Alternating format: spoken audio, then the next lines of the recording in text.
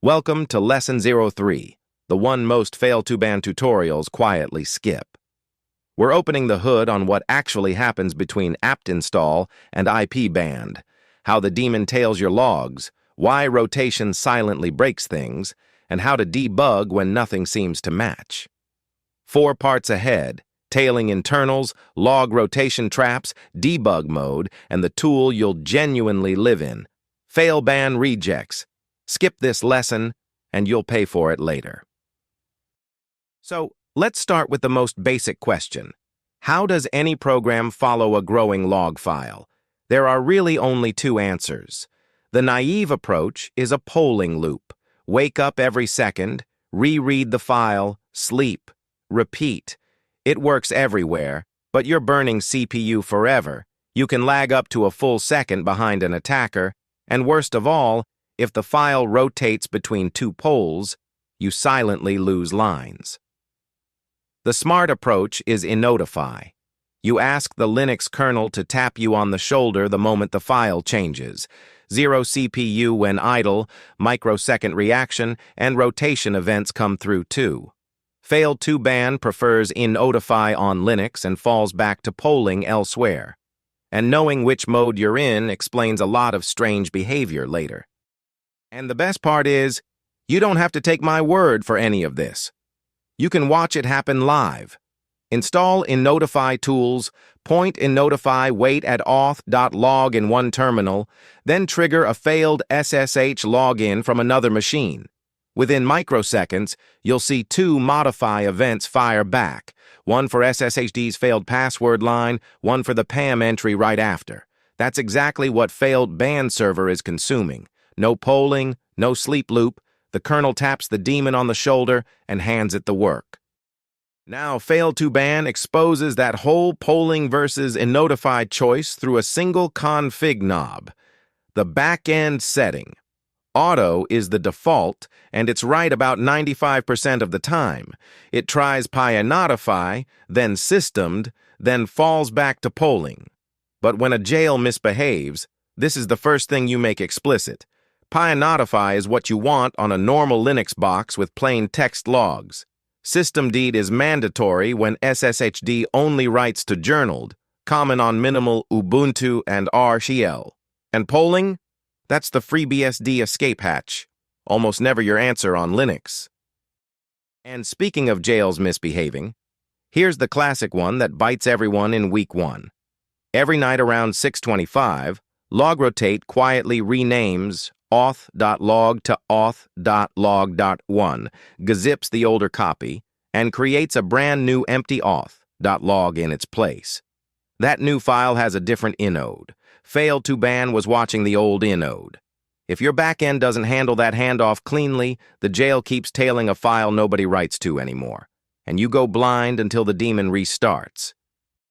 So let's slow that whole drama down and watch it tick by, second by second, on a box running the inotify backend. At 6:25 sharp, cron kicks logrotate.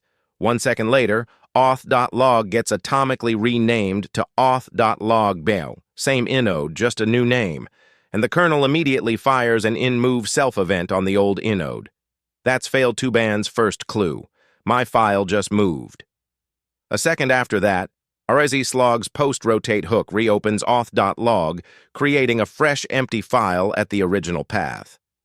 The kernel fires in-create on the directory, Fail2ban sees it, drops the watch on the old inode, attaches to the new one, and starts reading from offset 0. 6 events, 3 seconds, and the jail is back online, provided every single handoff in that chain actually fires. And when one of those handoffs doesn't fire, you get the symptom every Fail2ban user eventually hits. Currently failed, 0, even though the log is full of brute force attempts. 9 times out of 10, it's one of 3 things, and you should check them in this exact order. First, wrong log path. Debian writes to auth.log, rel to secure, Amazon Linux might not write to a file at all. Second, RSYslog isn't writing to disk because the events are living in journaled instead. Third, And only third, your filter regex is stale and doesn't match the SSHD version you're actually running. Check path before regex. Wrong log path burns more debugging hours than every other cause combined. So, how do you actually verify which of those three is biting you? You make Fail2ban tell you everything. Edit fail2ban.local, not jail.local, different file, set log level to debug, reload, then tail the log. Now you see every file modification event, every line processed, and every regex match attempt with the matched IP. It's the fire hose, and it's exactly what you need when something's silently broken. Just remember to switch it back to info when you're done. Debug can burn through a gigabyte a day on a busy server. But before you go cranking debug logs in production, there's a lighter tool you should reach for first: Fail2ban regex. It runs a filter against a log file in isolation. No daemon restart, no firewall changes, nothing touches production. You point it at your log and a filter config, and it tells you exactly how many lines matched, which regex caught them, and how many slipped through.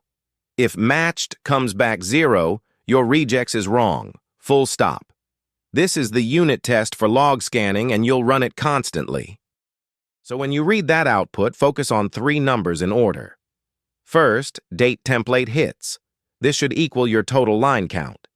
If it's 0, Fail2ban can't parse the timestamps, and your regex never even runs. Usually a distro changed the log format, and you need to set date pattern explicitly. Second, fail regex matches. Non-zero means the pattern actually fires. Third, the matched versus missed ratio. 0 out of everything almost always means wrong log path or a permissions problem on the file itself. Step back for a second and look at what you actually picked up in this lesson. 6 concrete skills. You can explain polling versus in-notify without hand-waving. Pick a backend that matches the system in front of you. Trace a rotation event inode by inode. Walk the 3 usual causes of 0 matches in order. Flip debug on and off without leaving it bleeding into your disk. And read Fail2ban regex output like a diagnostic, not a wall of text. That's the difference between a 10-minute fix and a 10-hour one. That's the engine.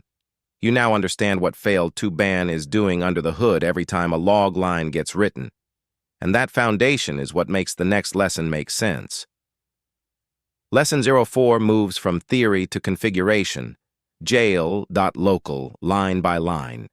Every directive, how default inheritance actually resolves, and how to write a jail from scratch instead of pasting someone else's and hoping. See you there.